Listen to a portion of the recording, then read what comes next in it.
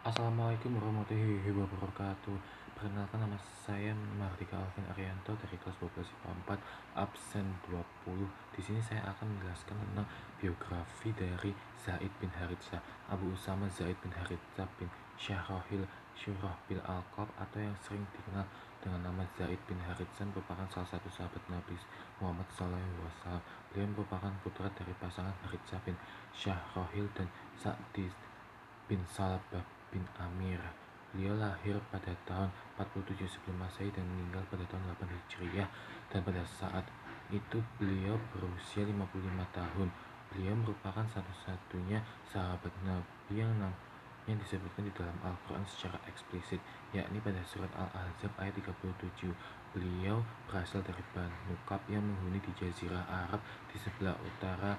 Beliau sebelumnya merupakan seorang budak yang pada akhirnya dimerdekakan oleh Rasulullah SAW.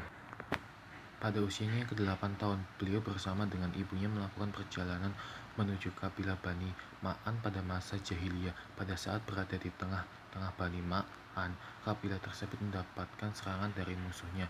Beliau tertangkap dan dijadikan kawanan ketika Hakim bin Hazam membelinya untuk Syaidah Khadijah di pasar budak dekat Mekah. Setelah menikah dengan Nabi SAW, Khadijah menghadiahkan Zaid untuk Rasulullah SAW yang kemudian memerdekakannya. Beliau tinggal di rumah Nabi Muhammad SAW. Beberapa tahun setelahnya, Zaid bertemu dengan sejumlah orang dari kabilahnya pada musim haji. Dari pertemuan tersebut, beliau mendapatkan berita mengenai kondisi ayah dan ibunya, dan beliau pun meminta untuk memberitahu orang tuanya mengenai keadaan dirinya.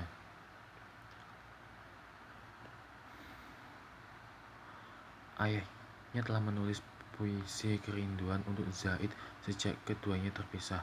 Ayah Zaid memberi pilihan kepada Zaid untuk tetap tinggal bersamanya atau kembali kepada kabilahnya. Zaid memilih untuk tetap bersama Rasulullah SAW. Haritsah pun berkata, "Wahai putraku, apakah engkau lebih menyukai perbudakan daripada kebebasan, dan ayahmu engkau tinggalkan sendiri?" Zaid pun menjawab, "Sejak aku melihat Muhammad, aku tidak akan pernah memilih orang lain untuknya." Mendengar ucapan tersebut, Nabi SAW berkata kepada penduduk Mekah, "Zaid adalah anakku, dia mewarisi dariku dan aku mewarisi darinya."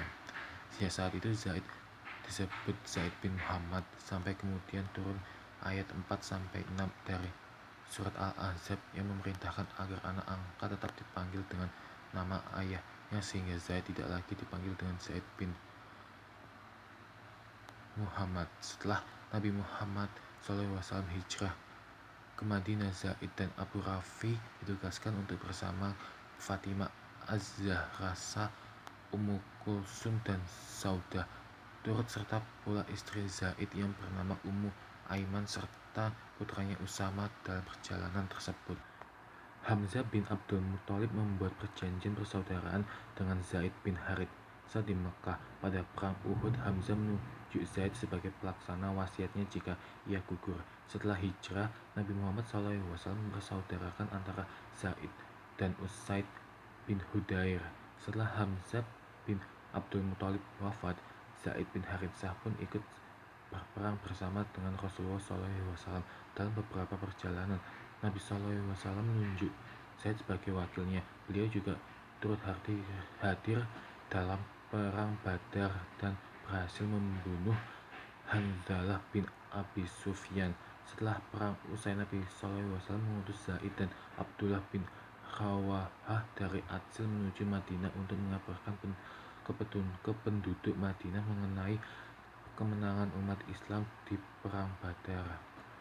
Pada tahun 8 Hijriah, atau lebih tepatnya pada tahun 629 sebelum Masehi, Nabi Muhammad SAW mengirim pasukan ekspedisi sebanyak 3.000 orang dalam perang Mu'tah di bawah komando Zaid bin Harithah. Nabi SAW memesankan jika Zaid gugur, maka ia digantikan oleh Ja'far bin Abi Thalib, dan jika Ja'far juga gugur, maka bendera pasukan diserahkan ke tangan Abdullah bin Rawahah. Zaid pada tahun 8 Hijriah atau lebih tepatnya pada tahun 629 sebelum Masehi, gugur dalam perang Mu'tah bersama dengan Ja'far bin Abi Thalib dan Abdullah bin Rawaha. Ketika mendengar berita kesyahidannya, Nabi Muhammad SAW sangat berduka dan mendoakan agar Zaid mendapatkan ampunan Ilahi. Bersama dengan Ja'far at-Thayyar, Nabi SAW mengenangnya sebagai pribadi yang baik.